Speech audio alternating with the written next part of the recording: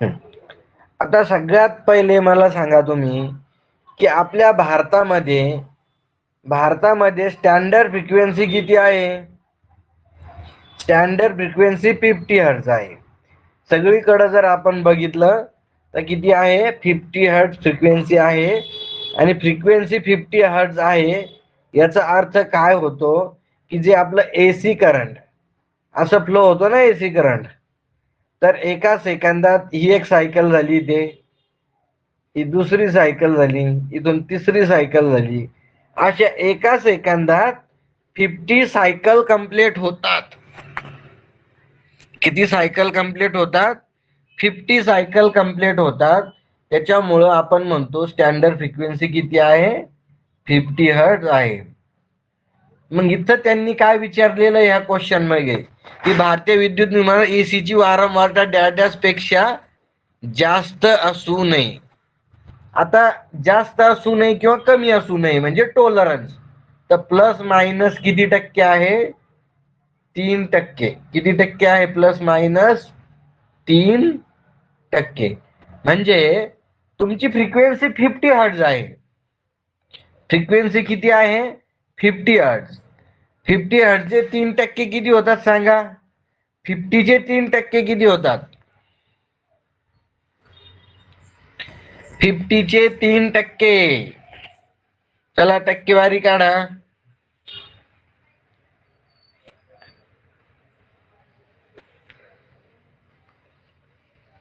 1.5. बरोबर, 1.5. अरे बाळांनो, बघा इथे आता मला सांगा, 100चे 3% किती?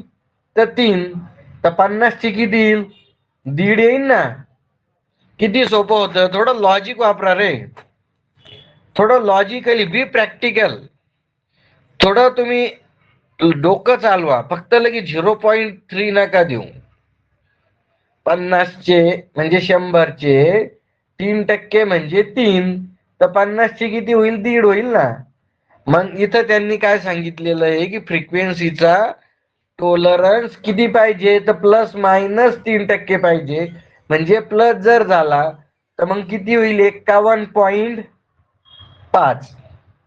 आणि मायनस जर झाला तर 48.5. याच्यामध्ये तुमची फ्रिक्वेन्सी पाहिजे. आलं लक्षात तुमच्या? हे म्हणजे प्लस जर झाला तर 1.5% वाढेल म्हणजे 51.5 हर्ट्झ. आणि जर कमी झाली तर 48.5 हर्ट्झ. याच्यामध्ये तुमची फ्रिक्वेन्सी पाहिजे, अदरवाईज चालणार नाही. आता हा जो रूल आहे तर आई रूल सांगतो. हे कोण सांगतंय? तर भारतीय विद्युत नियम कायदा. जो भारतीय विद्युत नियम कायदा आहे 1956चा रूल नंबर किती आहे? 55. किती आहे? Rule number 55. आपण कोणता कायदा वापरतो? 1956चा कायदा. त्याच्यामध्ये रूल नंबर 55 काय सांगतो की फ्रिक्वेन्सीचा टॉलरन्स हा 3% पाहिजे. त्याच्यापेक्षा कमी नको आणि जास्त सुद्धा नको. म्हणजे प्लस मायनस किती? 3% पाहिजे. मग याच्यावर MCQ काय विचारल्या जाऊ शकतो तुम्हाला की फ्रिक्वेन्सीचा टॉलरन्स किती आहे? तर प्लस मायनस 3%. आणि असं जर विचारलं की हा फ्रिक्वेन्सीची वारंवारता जी आहे म्हणजे फ्रिक्वेन्सी जी आहे तर याचा टॉलरन्स म्हणजे काय? तर व्हेरिएशन. तर व्हेरिएशन कोणता रूल दाखवतो? तर रूल नंबर किती आहे तो? 55चा. कधी कधी रूल पण विचारल्या जात असतात, तर हे रूल पण करायचे तुम्ही. हे नियम 55 आहे तो. मग हेच बघितलं आपण फ्रिक्वेन्सीच्या संदर्भात. कशाच्या संदर्भात बघितलं? फ्रिक्वेन्सीच्या संदर्भात. मग तुम्हाला जर विचारलं डिस्ट्रीब्युशन व्होल्टेजचा टॉलरन्स किती पाहिजे, मग तुमच्या घरामध्ये टॉलरन्स किती? गुड, कृष्णाने सांगितले बरोबर, 6% पाहिजे. किती पर्सेंट पाहिजे? 6%. आपण बघितलं फ्रिक्वेन्सीचा किती बघितला? 3%. आणि व्होल्टेजचा किती पाहिजे? 6%. मग मी नेहमी सांगत असतो तुम्हाला, स्टँडर्ड व्होल्टेज किती आहे इथं मला सांगा. Standard voltage 230 volt. किती आहे? 230. मग 230 चे 6% किती होतात सांगा. आता असं पण काढू शकता तुम्ही. बघा, 100 चे किती? 6. पुन्हा 100 चे किती? 6. आणि 30 चे किती सांगा मला. 30 चे जवळपास 2 धरा. 2.4 किंवा मग 2 धरा सोपसाठी तुम्हाला. तर 12 आणि 2 किती? 14. किती? 14 पॉईंट समथिंग येतं. 14.5 समजा. 13 पॉईंट येतंय का?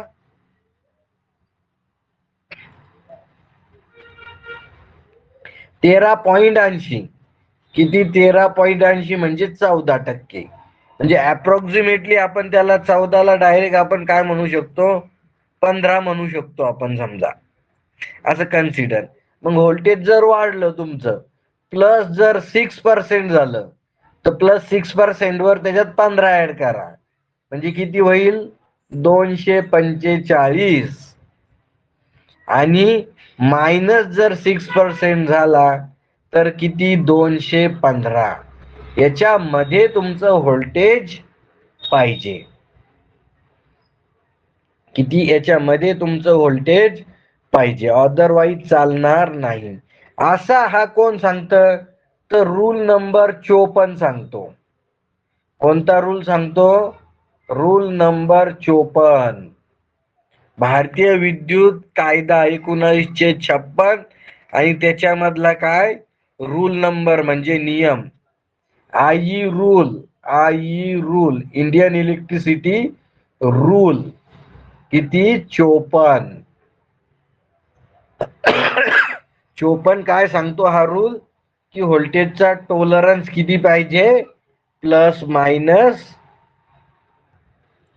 6% पाहिजे. तुम्हाला किती टक्के हे पण विचारलं जाऊ शकतं. किंवा व्होल्टेज, स्टँडर्ड व्होल्टेज किती पाहिजे? तर 215 आणि 245च्या मध्ये पाहिजे असं पण तुम्हाला देऊ शकतात. त्याच्यामुळे तुम्ही हे लक्षात ठेवायचं आहे. कळाला पहिला क्वेश्चन तुम्हाला डिटेल मध्ये?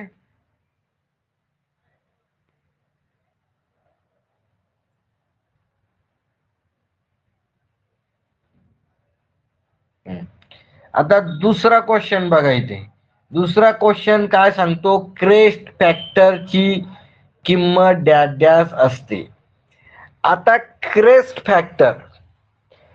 फॅक्टर म्हणजेच काय आहे? हा पीक फॅक्टर. क्रेस्ट फॅक्टरलाच काय म्हणतो आपण?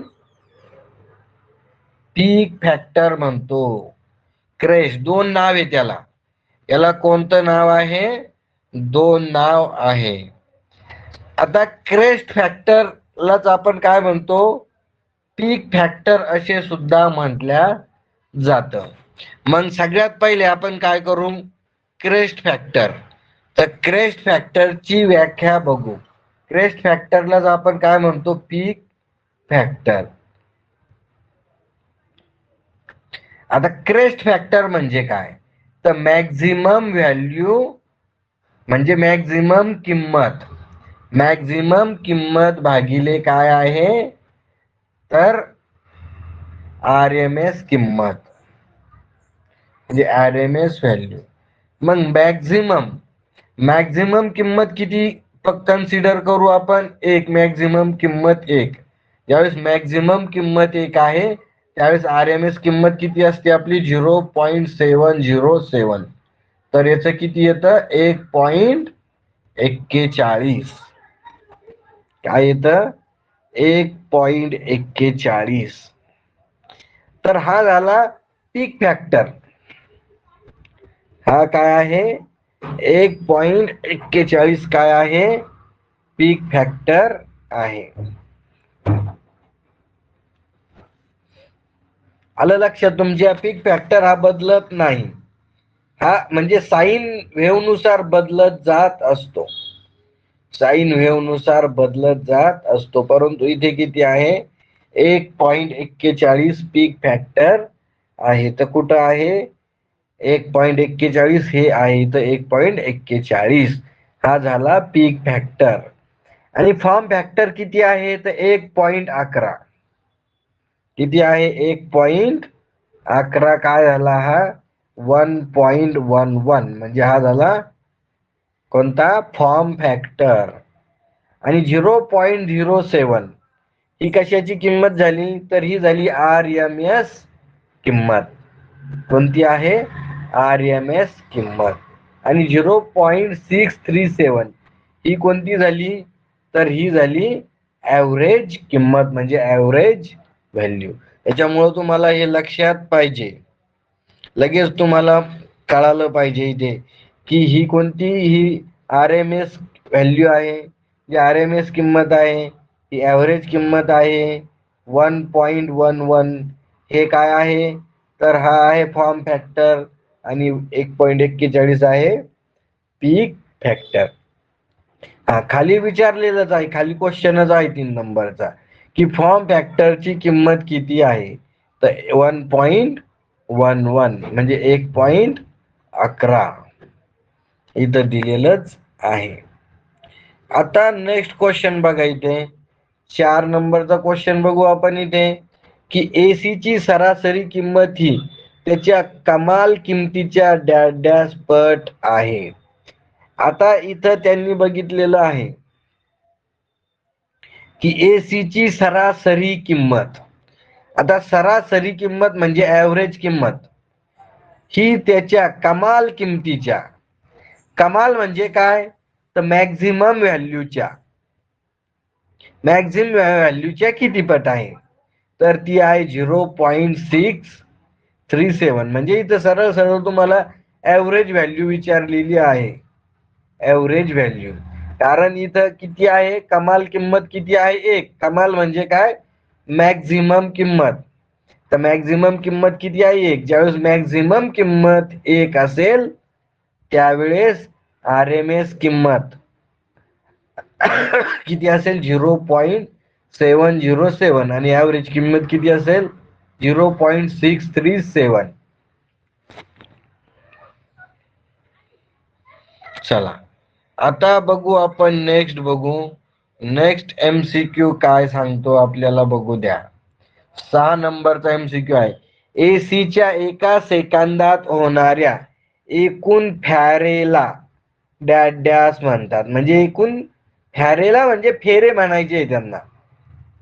त्यांना काय म्हणायचं आहे फेरे म्हणायचे आहे. फॅरे नाही तर हे फेरे आहे. काय आहे फेरे म्हणजे सायकल.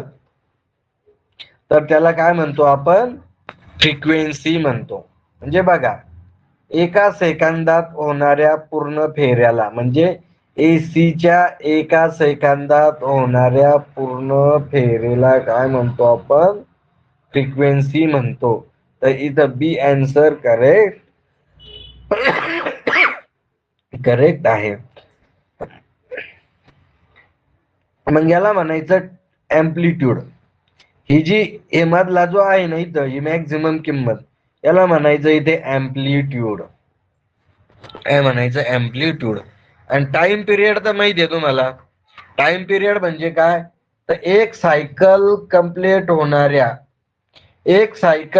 होण्यासाठी जो वेळ लागतो त्याला म्हणायचं आपण टाइम पिरियड असे म्हणतो. म्हणजे एक सायकल कंप्लीट होण्यासाठी लागणाऱ्या वेळेला काय म्हणतो आपण टाइम पिरियड असे म्हणत असतो. ठीक आहे. नेक्स्ट क्वेश्चन बघा. ज्या राशीला स्वतःची किंमत व दिशा असते त्याला डॅश म्हणतात. आता ज्याला किंमत व दिशा असते त्याला म्हणतो आपण काय सदिश राशी म्हणतो. आणि ज्याला किंमत व दिशा नसते त्याला म्हणतो अदिश राशी. तर हा काही इतका इम्पॉर्टंट क्वेश्चन नाहीये. हा काही इम्पॉर्टंट नाहीये इतका क्वेश्चन. आता 8 नंबरचा क्वेश्चन बघा की डॅश राशीची बेरीज साधारण बेरीज नियमानुसार होत नाही. तर इथं सुद्धा अदिश राशी सदिश राशी दिलेलं आहे. तर हे सुद्धा इतकं काही इम्पॉर्टंट नाहीये. नॉट IMP, नॉट IMP, काही IMP क्वेश्चन नाहीये.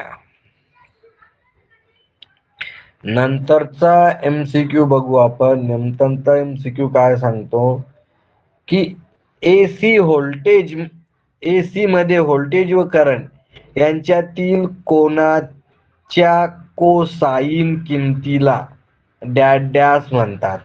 तर बघा आता यांच्यातला जो करंट आणि व्होल्टेज ही व्याख्याच आहे. पॉवर फॅक्टरची व्याख्या काय आहे की cosine angle between applied voltage and current. म्हणजे अप्लाइड व्होल्टेज व करंट याच्यामधला कोसाइन अँगल. कोसाइन अँगल म्हणजे काय तर कॉस अँगल म्हणजे कॉस थिटा. तर कॉस थिटाला काय म्हणतो आपण? पॉवर फॅक्टर असे म्हणतो. मग पॉवर फॅक्टरची किंमत किती असते रे सांगा? पॉवर फॅक्टरची किंमत नेहमी 0 व 1 च्या मध्ये असते. काय असते? 0 व 1 च्या मध्ये असते पॉवर फॅक्टरची किंमत. मग पॉवर फॅक्टर हा म्हणजे आपण म्हणू शकतो की चांगला पॉवर फॅक्टर. तर कोणता चांगला पॉवर फॅक्टर असतो? पॉवर फॅक्टर कमी पाहिजे की जास्त पाहिजे? तर पॉवर फॅक्टर नेहमी काय पाहिजे? जास्त पाहिजे. जास्त म्हणजे किती? तर जास्तीत जास्त किंमत किती आहे? तर 1. जास्तीत जास्त किंमत किती आहे? तर 1 आहे. त्याच्यामुळं पॉवर फॅक्टर नेहमी काय पाहिजे? मॅक्झिमम किंमत पाहिजे पॉवर फॅक्टरची.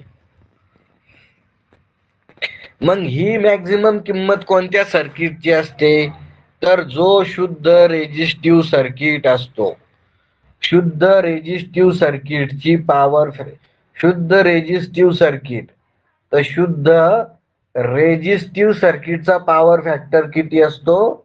तर 1 असतो. शुद्ध रेजिस्टिव्ह सर्किटचा पॉवर फॅक्टर नेहमी काय असतो?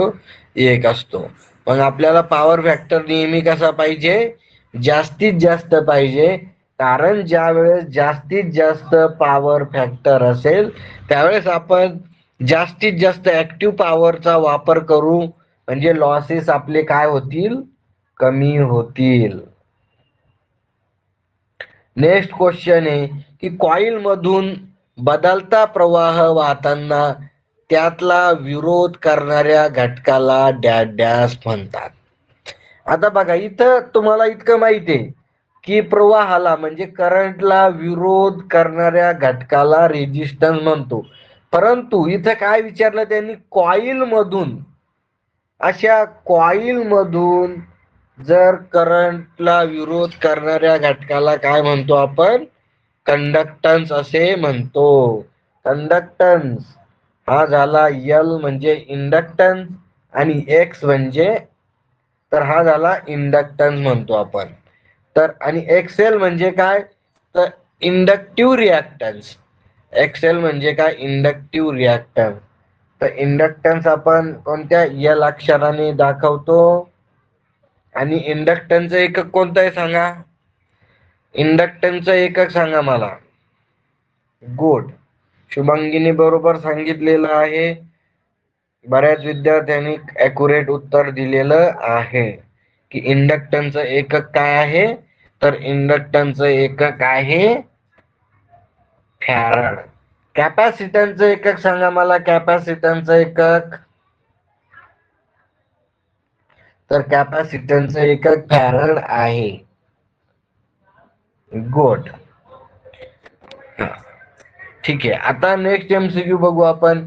एसीची फ्रिक्वेन्सी वाढल्यास व कॉइलचा इंडक्टिव्ह रिॲक्टन्स डॅश डॅश होतो. आता हा क्वेश्चन कसा आहे बघा. आता यांनी काय विचारलेलं आहे की फ्रिक्वेन्सी वाढल्यास. तर मग आपल्याला सगळ्यात पहिले फ्रिक्वेन्सी वाढल्यास बघायचं आहे. तर इथे आपल्याला बघू आपण कॉइलचा इंडक्टिव्ह रिॲक्टन्स. तर इंडक्टिव्ह रिॲक्टन्स काय सूत्र आहे की XL is equal to 2πfL. काय आहे हे इंडक्टिव्ह रिॲक्टन्सचं सूत्र आहे की XL is equal to XL म्हणजे काय, X म्हणजे रिॲक्टन्स आणि L म्हणजे काय इंडक्टिव्ह रिॲक्टन्स आणि X ही काय राहील मग कॅपॅसिटिव्ह रिॲक्टन्स.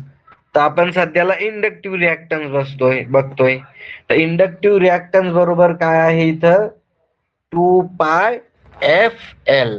मग इथं त्यांनी काय सांगितलं की फ्रिक्वेन्सी जर वाढली तर मग इथं काय होईल, इंडक्टन्स काय होईल, वाढतो ना. कारण याच्या समप्रमाणात आहे, त्याच्या सारख्या प्रमाणात आहे, त्याच्यामुळं तिथं काय होईल, तिथे सुद्धा फ्रिक्वेन्सी सुद्धा काय होईल, वाढेल. फ्रिक्वेन्सी वाढली तर इंडक्टिव्ह रिॲक्टन्स सुद्धा काय होईल, वाढेल.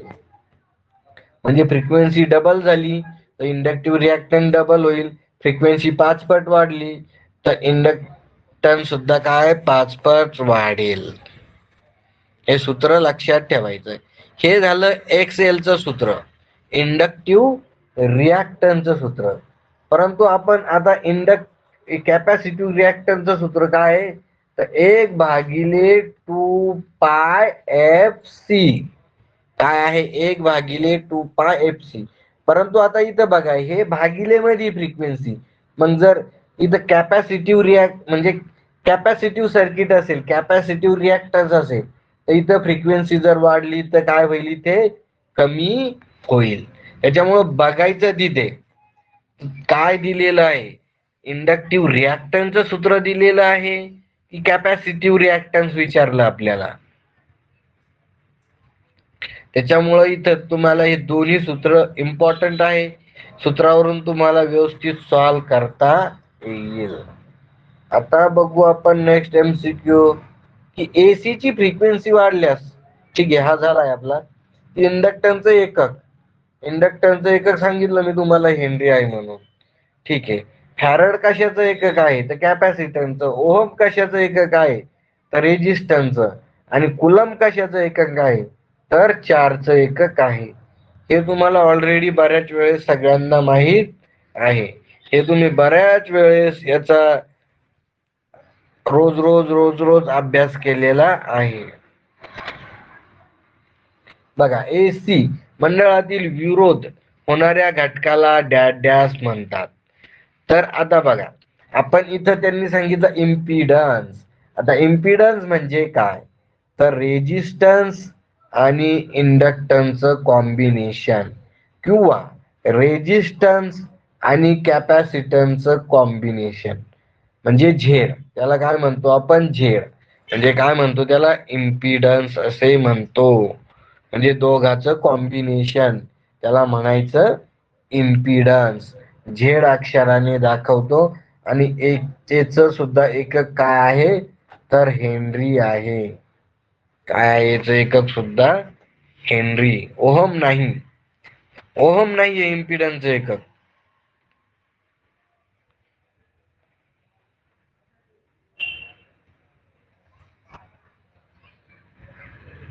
इम्पिडन्स सांगतोय मी. झेडचं एकक काय आहे, झेड.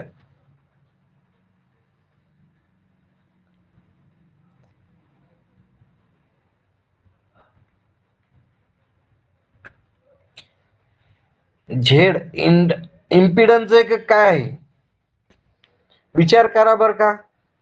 इम्पिडन्स एकक काय आहे तर ओहम आहे का. मला तर वाटतं हेनरी आहे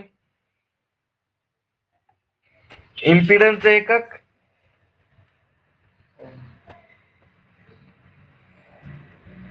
ओहम आहे. मला तर वाटतं हेनरी आहे. कुणाला वाटतं हेनरी आहे सांगा बर का.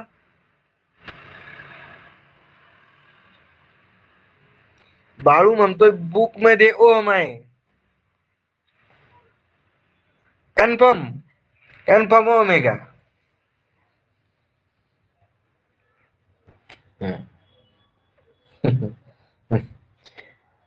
ठीक आहे,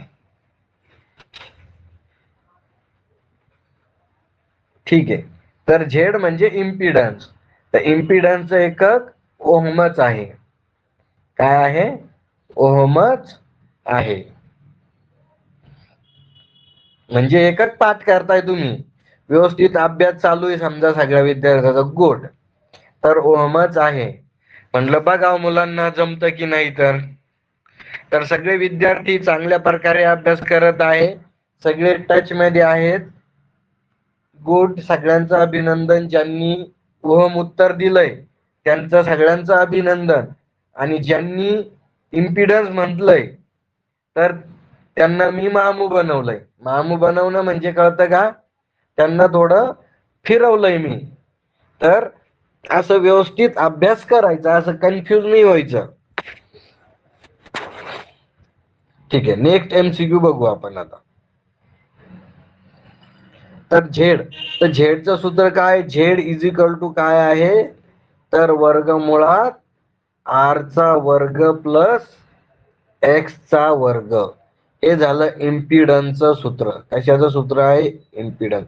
किंवा असं पण लिहू शकतो आपण, झेडचा वर्ग बरोबर r चा वर्ग प्लस x चा वर्ग. मग x जे आहे तर इथं बघायचं XL दिलं की XC दिलं, त्याच्यानुसार ते घ्यायचं तिथे. आलं लक्षात तुमच्या? तर आता बघा, इंडक्टिव्ह सर्किट किंवा इंडक्टिव्ह AC मंडळाचा पॉवर फॅक्टर डॅश डॅश असतो. तर काय असतो पॉवर फॅक्टर?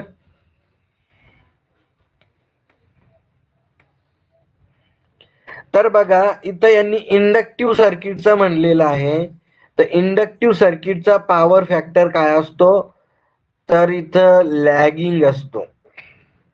लॅगिंग पाहिजे, लॅगिंग.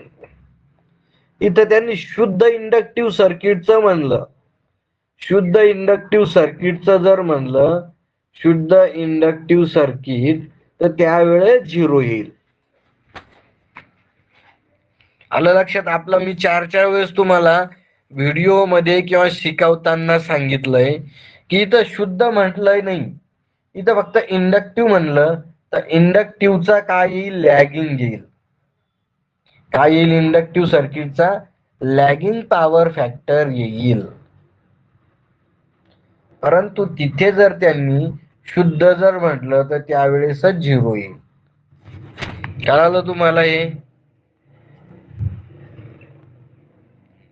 आता बघा, इंडक्टिव्ह AC सर्किट मंडळात करंट हा व्होल्टेजच्या डॅश डॅश मागे असतो. तर इथं इंडक्टिव्ह सर्किट मध्ये, तर इथे पण लक्षात ठेवा, शुद्ध इंडक्टिव्ह सर्किट असेल तर मी तुम्हाला अशा डायग्राम काढून दाखवल्या होत्या. ही झाली कशाची डायग्राम? हे झाली व्होल्टेज आणि करंट म्हणजे. तर इथे काय आहे? तर 90 डिग्री काय आहे? लॅगिंग म्हणजे आहे. लॅगिंग म्हणजे काय? मागे आहे. तर म्हणजे याची सुरुवात कुठे सुरू होणार? इथून सुरुवात होणार. अशी वेव्हफॉर्म काढून दाखवली. म्हणजे मागे म्हणजे बघा, करंट ऑलरेडी सुरुवात इथून करंटची झाली, 90 डिग्री सायकल कंप्लीट झाली, 90 डिग्री सायकल कंप्लीट झाली. त्यावेळेस इथून इथून काय झाली? करंटची डायग्राम सुरू होत आहे. म्हणजे करंट मागे आहे किती डिग्री? तर 90 डिग्री. इथं व्होल्टेजची डायग्राम इथं अर्धी, म्हणजे अर्धी मधून अर्धी सायकल कंप्लीट झाली. अर्धी मधून अर्धी सायकल कंप्लीट झाली. परंतु इथून मग करंट सुरुवात होत आहे. त्याच्यामुळे हा 90 डिग्रीने काय आहे? मागे आहे.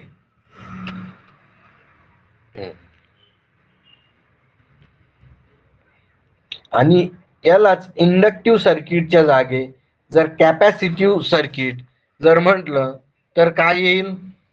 कॅपॅसिटिव्ह सर्किट जर म्हणलं तर काय येईल? उत्तर सांगा. लीडिंग येईल. किती डिग्री? 90 डिग्री. काय येईल? लीडिंग न येईल. 90 डिग्री लीडिंग. गुड.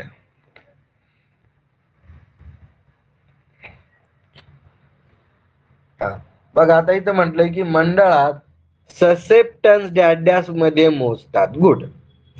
आता ससेप्टन्स आता आपण पहिले रेजिस्टन्स एक बघितला होता, कंडक्टन्स बघितला होता, नंतर काय बघितलं होतं आपण, ससेप्टन्स बघितला. तर ससेप्टन्स सुद्धा आपण काय, त्याचं एकक मो आहे किंवा सिमेन्स आहे. जे कंडक्टन्सचं एकक आहे तेच एकक कशाचं आहे, ससेप्टन्सचं एकक आहे. मोह किंवा सिमेन्स असं दोन्ही पण तुम्ही म्हणू शकता. त्याच्यामुळे असं ससेप्टन्सचं एकक विचारलं तर कन्फ्युज होऊन जायचं नाही.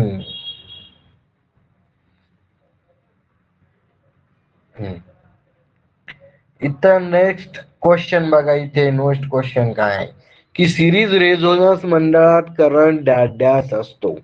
आता सिरीज रेझोनन्स मंडळ, सिरीज रेझोनन्स मंडळ म्हणजे काय, तर बघा मी तुम्हाला सांगितलं की सर्किट मध्ये काय असतात, रेजिस्टन्स असतो, इंडक्टन्स असतो आणि कॅपॅसिटन्स असतो. त्या तिन्हीचं प्रमाण आहे. इथं एसी व्होल्टेज आहे. परंतु आपल्याला सर्किट मध्ये तिन्ही असतं, परंतु मी सांगितलं की सर्किट रेजिस्टिव्ह पाहिजे, त्यावेळेस आपला पॉवर फॅक्टर काय असतो, युनिटी असतो. पॉवर फॅक्टर युनिटी असतो म्हणजे एक असतो. त्यावेळेस काय असतो, पॉवर फॅक्टर एक असतो. मग आता पॉवर फॅक्टर एक असतो तर आपल्याला सर्किट इंडक्टिव्ह नकोय आणि कॅपॅसिटिव्ह नकोय. मग आपण बघितलं होतं, रेझोनन्स कंडिशन बघितली होती. म्हणजे हे झाला एक्सएल म्हणजे इंडक्टिव्ह रिॲक्टन्स आणि एक्ससी म्हणजे काय, कॅपॅसिटिव्ह रिॲक्टन्स. मग दोन्ही जर सारखे केले आपण, सर्किट मधली इंडक्टन्स सारखंच आहे म्हणजे इंडक्टन्सचं प्रमाण XL is equal to XC, ही झाली रेझोनन्स कंडिशन. म्हणजे एक्सएल बरोबर एक्ससी म्हणजे जितकं इंडक्टन्सचं प्रमाण आहे तितकं कॅपॅसिटन्सचं प्रमाण असेल तर दोन्ही एकमेकाला कॅन्सल करून टाकतात आणि आपलं सर्किट काय होतं, रेजिस्टिव्ह सर्किट होऊन जातं. मग रेजिस्टिव्ह सर्किट जर झालं आपलं तर मग इथे काय होतं, आपला पॉवर फॅक्टर वाढतो आणि करंट वाढतो आपला, म्हणजे मॅक्झिमम करंट घेतो, म्हणजे काय घेतो आपण, मॅक्झिमम पॉवर तिथे वापरत असतो. बरोबर. रेझोनन्स कंडिशनला आर इज इक्वल टू काय आहे, झेड. म्हणजे जितका इम्पिडन्स आहे जितका रेजिस्टन्स आहे तितका इम्पिडन्स होऊन जातो. म्हणून सर्किट मधून इम्पिडन्स गायब होऊन जातो, म्हणजेच फक्त तो काय राहतो, रेजिस्टन्स राहतो. म्हणजे अशा वेळेस काय होतो, आपला करंट काय असतो, मॅक्झिमम असतो. आणि करंट मॅक्झिमम म्हणजे आपण वापरणारी पॉवर सुद्धा काय असणार आहे, मॅक्झिमम असणार आहे. आता नेक्स्ट एमसीक्यू बघा इथे की एसी मंडळात जर व्होल्टेज व करंट यांच्यातील कोनामधील अंतर शून्य असल्यास पॉवर फॅक्टर किती असतो. तर मी तुम्हाला बघा, असा व्होल्टेज आणि करंट मधला कोन किती आहे, इथे शून्य आहे म्हणजे इन फेज आहे. करंट आणि व्होल्टेज काय आहे, इन फेज आहे. त्यावेळेस पॉवर फॅक्टर किती असतो, याच्यातला कोन शून्य आहे म्हणजे पॉवर फॅक्टर किती असतो, युनिटी असतो. तर असं पण तुम्ही काढू शकता बघा, किंवा मग असं बघा, पॉवर फॅक्टर म्हणजे कॉस फाय आणि कॉस फाय म्हणजे या एची किंमत किती सांगितलं त्यांनी, शून्य, म्हणजे कॉस शून्य बरोबर किती येतं, मग कॉस शून्याची किंमत किती आहे, तर एक आहे. म्हणजे तुमचं उत्तर काय आहे इथे, एक. म्हणजे पॉवर फॅक्टर किती आहे, एक आहे. नंतरचा एमसीक्यू बघा, एसी मंडळात जर करंट हा व्होल्टेजच्या पुढे असल्यास तर पॉवर फॅक्टर डॅश डॅश असतो. तर करंट हा लीडिंग असेल तर करंट लीडिंग असेल तर काय असतो, पॉवर फॅक्टर, सॉरी, करंट पुढे असेल तर पॉवर फॅक्टर काय असतो, लीडिंग असतो. आणि करंट मागे असेल व्होल्टेजच्या तर पॉवर फॅक्टर काय असतो, लॅगिंग असतो. करंट मागे असेल करंट तर लॅगिंग, पॉवर फॅक्टर लॅगिंग, आणि करंट पुढे असेल तर पॉवर फॅक्टर लीडिंग असा असतो. नेक्स्ट बघा, एसी मंडळात जर करंट हा व्होल्टेजच्या मागे असल्यास तर पॉवर फॅक्टर डॅश डॅश असतो. एसी मंडळात जर करंट हा व्होल्टेजच्या मागे, आताच घेतलं आपण की काय असतो, लॅगिंग असतो. जर ट्रान्समिशन लाईन मध्ये करंट हा रेटिंग पेक्षा जास्त असेल तर फॅक्टर डॅश डॅश असतो. आता इथं फॅक्टर विचारला त्यांनी.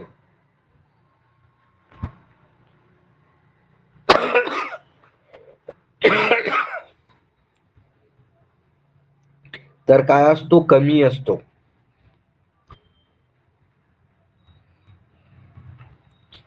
आता नेक्स्ट बघा, इथे काय MCQ आहे की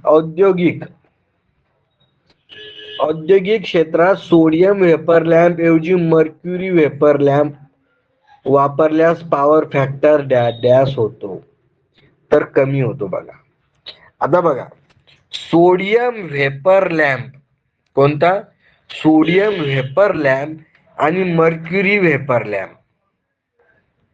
तर सोडियम वेपर लॅम्पचा कलर कसा असतो सांगा रे. सोडियम वेपर लॅम्पचा कलर, सोडियम वेपर लॅम्पचा कलर गुड.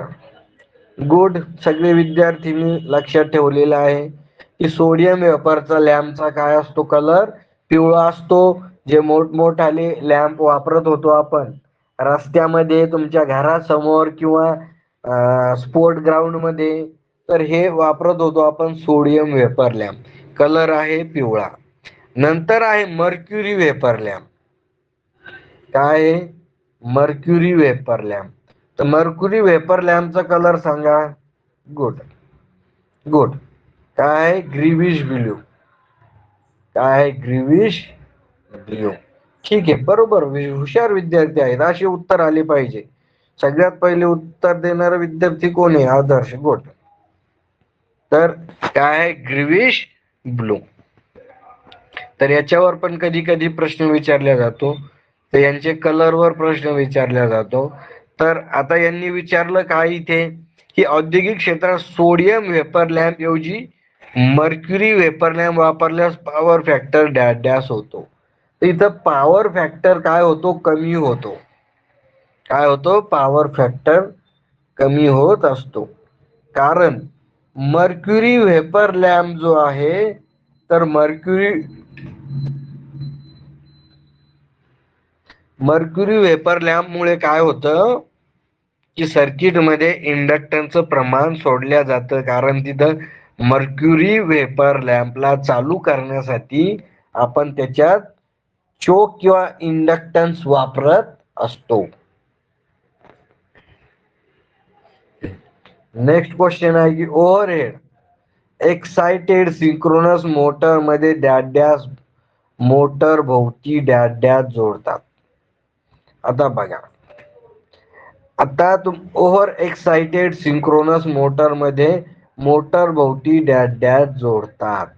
तर इथं बघा, सगळ्यात महत्वाचं, ज्या वेळेस synchronous motor, over excited synchronous motor जी आहे, तर ज्यावेळेस ओव्हर एक्साइटेड असते मोटर आणि नो लोड कंडिशन वर असते, त्यावेळेस ही सिंक्रोनस कंडेन्सर म्हणून कार्य करत असते.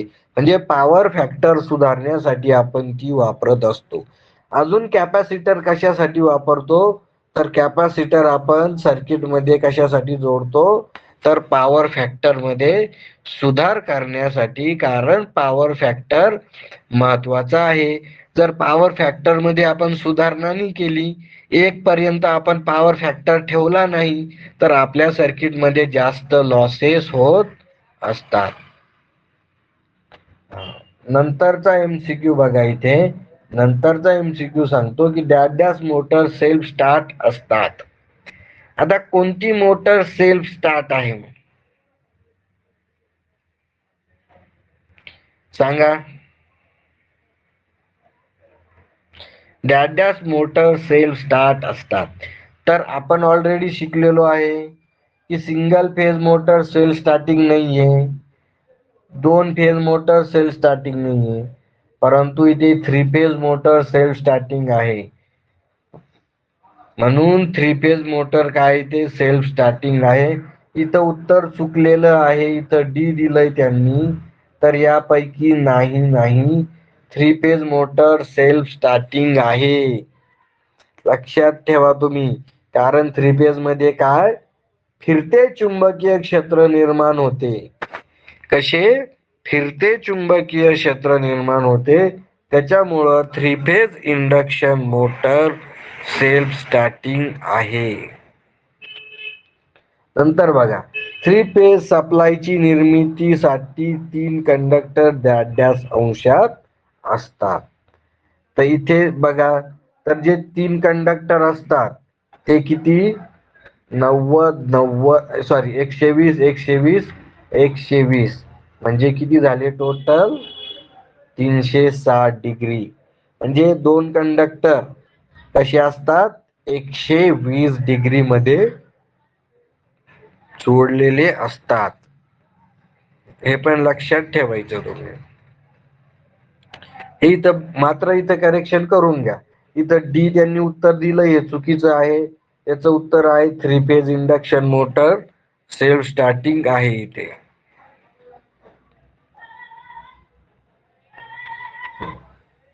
नंतर बघा, थ्री फेज सप्लाय मध्ये तीन फेज व्होल्टेजची व्हेक्टर बेरीज डॅश असते. काय दिलेलं आहे त्यांनी ते की थ्री फेज सप्लाय मध्ये तीन फेज व्होल्टेजची व्हेक्टर बेरीज डॅश असते. तर ती काय असते 0 असते. कारण इथं व्हेक्टर बेरीज तिन्ही व्होल्टेजची काय असते 0 असते इथे. म्हणजे V R plus V Y plus V B is equal to 0. सगळ्यांची व्हेक्टर बेरीज काय असते 0 असते. नंतर बघा, थ्री फेज पद्धतीत प्रत्येक फेज कमीत कमी व जास्तीत जास्त किमतीला जाणाऱ्या क्रमाला डॅश म्हणतात. तर इथं फेज सिक्वेन्स म्हणतो आपण. म्हणजे काय त्यांनी काय सांगितलं की ज्या वेळेस तिन्ही फेज थ्री फेज पद्धतीमध्ये प्रत्येक फेज कमीत कमी व जास्तीत जास्त किमतीला जाणाऱ्या क्रमवारला डॅश म्हणतात. म्हणजे तीन फेज आहे असा. हा पहिला फेज,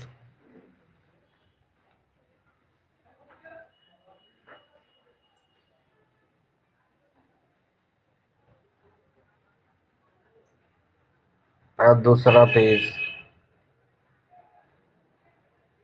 आणि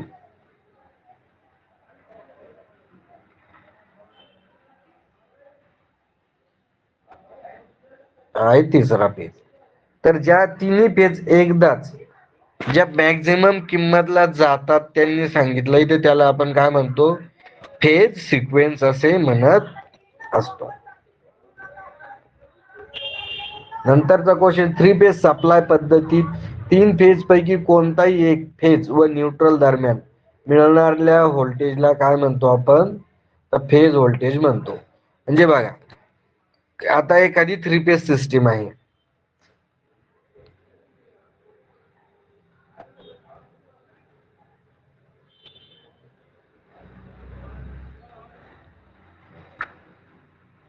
हा एक फेज झाला इकडे, हा एक झाला आणि हा झाला.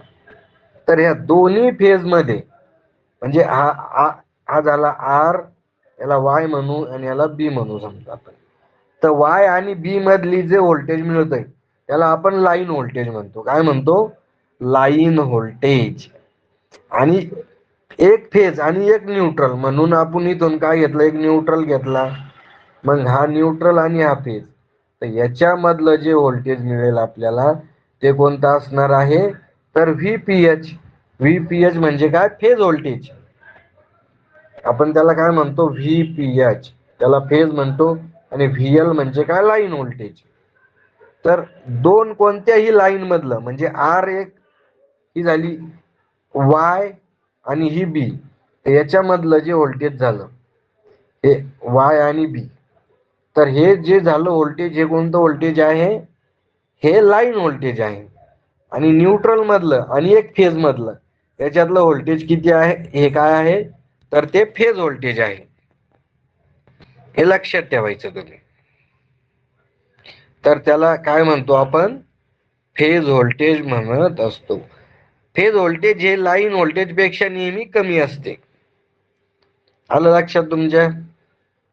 आता बघा इथं दिलेलं आहे की 3 फेज सप्लाय पद्धतीत 3 फेज पैकी कोणत्याही 2 फेज दरम्यान मिळणाऱ्या व्होल्टेजला, आता सांगितलं की हा आर आहे आणि हा वाय आहे, तर याच्या मधला जो व्होल्टेज आहे तर याला काय म्हणतो? व्हीएल. काय म्हणतो आपण? व्हीएल म्हणजे लाईन व्होल्टेज म्हणतो. कोणतं व्होल्टेज म्हणतो? Line voltage.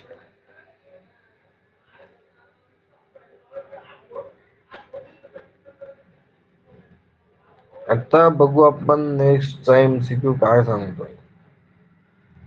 3 फेज सप्लाय पद्धतीत कोणत्याही एका फेज मधून वाहणाऱ्या प्रवाहाला, म्हणजे कोणत्याही एका फेज मधून जर तो करंट वाहत असेल तर त्याला आपण फेज करंट म्हणावं. 3 फेज सप्लाय पद्धतीत कोणत्याही एका फेज मधून वाहणाऱ्या करंट प्रवाहाला किंवा करंटला आपण काय म्हणतो? फेज व्होल्टेज असे म्हणतो. नंतर आहे MCQ की 3 फेज सप्लाय पद्धतीत कोणत्याही 2 फेज मधून वाहणाऱ्या करंटला डॅश डॅश म्हणतो. तर याला आपण काय म्हणणार आहे? लाईन करंट म्हणतो. चला मी तुम्हाला काढून दाखवतो एकदा.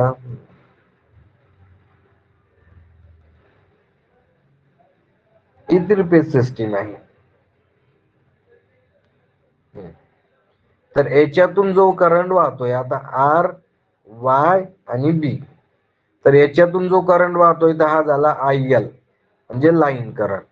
परंतु हा करंट इथून वाहतोय. कुठून वाहतोय? इथून वाहतोय. तर याला काय म्हणायचं? IPH. मग स्टार मध्ये काय राहील? तर IL is equal to IPH आहे बघा. म्हणजे फेज व्होल्टेज आणि लाईन करंट सारखाच आहे बघा. इथून हा करंट आलाय, डायरेक्ट इथूनच जातोय ना याच्यातला करंट. म्हणजे ह्या फेज मधला आणि लाईन मधला करंट काय राहील? सारखाच राहील. म्हणून स्टार मध्ये काय असतं? लाईन करंट आणि फेज करंट काय असतो? सारखा असतो. लाईन करंट आणि फेज करंट काय असतो? सारखा असतो. हे ऑलरेडी आपण क्लासमध्ये शिकलोय. रिव्हिजन करा, तुमच्या लगेच लक्षात येत असेल. मी हे जे सांगतोय ना हे ऑलरेडी आपण शिकलेलो आहोत. नंतर बघा स्टार कनेक्शन. स्टार कनेक्शन संबंध डॅश डॅश असतो. आता स्टार करंटचा संबंध डॅश डॅश असतो. फेज करंट व लाईन करंट सारखा असतो. हे बघा आत्ताच सांगितलं मी तुम्हाला की स्टार मध्ये काय? फेज करंट म्हणजे IL is equal to IPH असतं. IL इज इक्वल टू काय आहे? IPH. याच्यामध्ये काय आहे? स्टार मध्ये काय आहे? करंट सारखा आहे. आणि डेल्टा म्हणजे स्टार मध्ये काय आहे? करंट सारखा आहे. काय सारखा आहे? करंट. आणि डेल्टा मध्ये काय आहे? व्होल्टेज सारखा आहे. काय आहे? व्होल्टेज सारखा आहे. म्हणजे लाईन व्होल्टेज आणि फेज व्होल्टेज हे दोन्ही काय आहे? सारखे आहे. चला, मला वाटतं विद्यार्थ्यांना लगेच व्हिडिओ आठवत असतील आपण जे व्हिडिओ घेतले. स्टार कनेक्शन मध्ये line voltage dash dash phase current voltage असते. म्हणजे बघा आता स्टार कनेक्शन मध्ये आता आपण पहिले बघितलं करंट तर सारखं आहे. स्टार मध्ये काय आहे? असा स्टार आहे समजा. या स्टार मध्ये काय आहे? इथे करंट तर सारखाच आहे.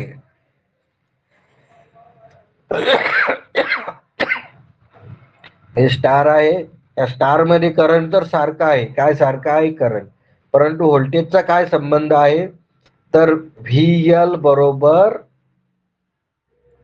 वर्गमुळात 3 VPH. काय आहे? VPH. तर मग इथं काय सांगितलं, line voltage dash dash phase voltage आहे. तर इथं बघा, इथं मग इथं येतं वर्गमुळात 3 उत्तर येतं बघा, हे इथं. तर वर्गमुळात 3 हे काय आहे, याचं उत्तर आहे. गुड. वर्गमुळात 3 किंवा वर्गमुळाची किंमत 1.73 आहे.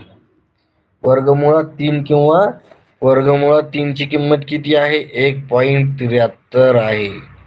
इथं 1.73 दिलेलं नाही, वर्गमुळात 3 दिलेलं आहे, म्हणून आपण ते घेतलेलं आहे तिथे. ठीक आहे. आता नेक्स्ट MCQ बघायचा आहे आपल्याला. डिस्ट्रीब्युशन ट्रान्सफॉर्मरच्या सेकंडरी वाइंडिंगचे कनेक्शन डॅश पद्धतीत असतात. आता बघा, डिस्ट्रीब्युशन ट्रान्सफॉर्मर सेकंडरी वाइंडिंगचं कनेक्शन, तर आपल्याला काय लागतं, स्टार मध्ये का करतो आपण, कारण R Y B आणि आपल्याला स्टार पासून घेता येतो न्यूट्रल. R Y B आणि आपण काय घेतो, न्यूट्रल. आणि आपल्याला न्यूट्रलची पण गरज असते, म्हणून आपण सेकंडरी वाइंडिंग कशी जोडतो, स्टार मध्ये जोडत असतो. आलं लक्षात तुमच्या हे? खरे गोबल्यांनो, आलं का लक्षात? चला नेक्स्ट क्वेश्चन आहे, पॉवर हाऊस मध्ये अल्टरनेटरचे कनेक्शन डॅश पद्धतीने करतात. आता पॉवर हाऊस मध्ये काय, तर डेल्टा नाही, पॉवर हाऊस मध्ये स्टार मध्ये करतात. कारण स्टार मध्ये व्होल्टेज जास्त मिळतं आपल्याला. स्टार मध्ये काय, व्होल्टेज जास्त मिळतं. कारण बघा, स्टार मध्ये काय आहे, तर स्टार मध्ये बघा, इथं आपल्याला जे एक फेज व्होल्टेज आणि लाईन व्होल्टेज, तर काय संबंध यांचा, यांचा संबंध काय आहे, तर VL बरोबर काय आहे, वर्गमुळात 3 VPH. म्हणजे इथं लाईन व्होल्टेज जास्त आहे, म्हणून लाईन व्होल्टेज आपल्याला इथं काय मिळतं, जास्त मिळतं. त्याच्यामुळे आपण काय करतो, अल्टरनेटरला स्टार मध्ये जोडतो.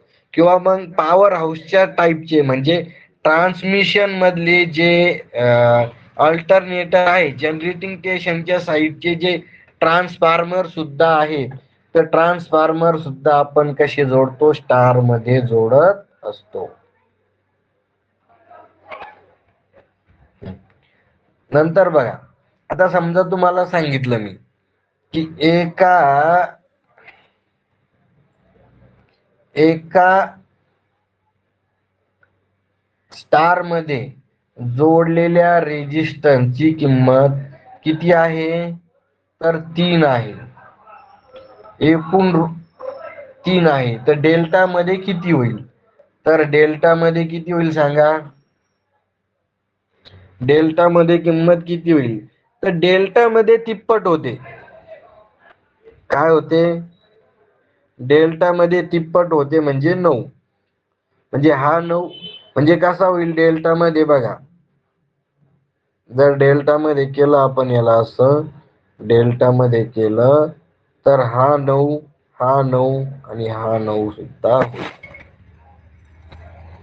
आलं का लक्षात तुमच्या हे सुद्धा एक सोपं लक्षात ठेवायचं. असं जर विचारलं तुम्हाला की स्टार मध्ये पॉवर, स्टार मध्ये पॉवर 9 kVA आहे, स्टार मध्ये पॉवर 9 kV आहे, तर डेल्टा मध्ये किती असेल सांगा, डेल्टा मध्ये किती असेल,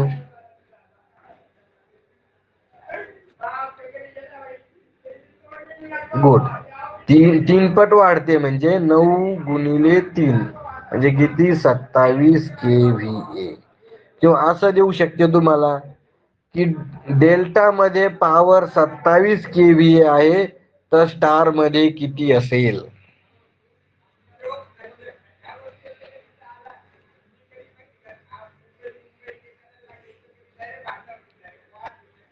तर 9. गुड. आता नेक्स्ट क्वेश्चन आहे तुमच्यासाठी, इथं दिलेला आहे की डॅश कनेक्शनला मेस कनेक्शन म्हणतात. मेस कनेक्शन म्हणजे काय तर लूप. तर असे याला काय म्हणतो, मेस कनेक्शन म्हणजे काय, डेल्टा कनेक्शन. उत्तर काय आहे, डेल्टा कनेक्शनला काय म्हणतो आपण, मेस कनेक्शन किंवा लूप कनेक्शन असे म्हटले जातं.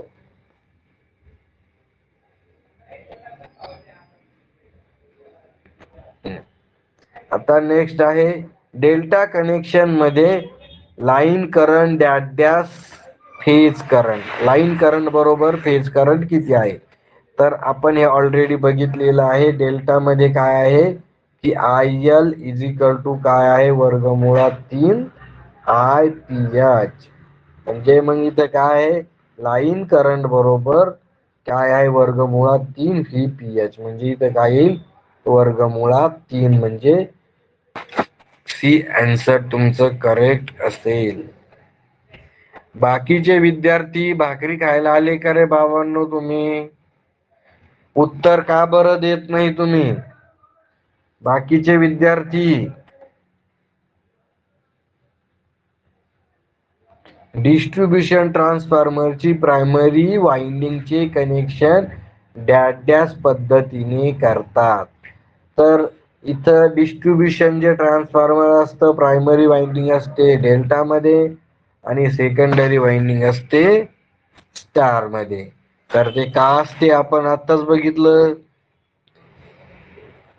नंतर बघा, मोठ्या HP मोटर्स पूर्ण वेगात आल्यानंतर, म्हणजे पूर्ण वेगात आल्यानंतर त्याचे कनेक्शन डॅश पद्धतीने होते.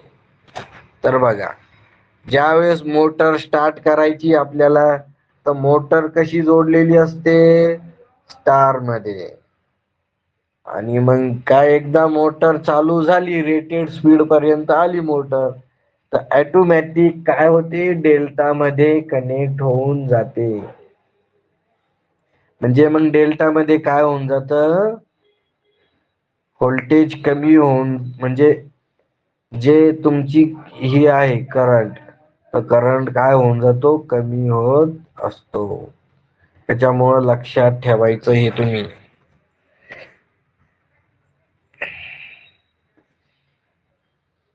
चला, नेक्स्ट क्वेश्चन आहे, 40 नंबरचा क्वेश्चन आहे आणि लास्ट क्वेश्चन, की डेल्टा कनेक्शन पद्धतीत डॅश न्यूट्रलची गरज असते.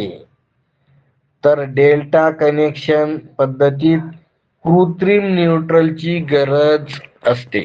म्हणजे जर गरज भासली आपल्याला, तर आपण कृत्रिम न्यूट्रल म्हणून, म्हणजे जमिनीतून न्यूट्रल घेऊ शकतो.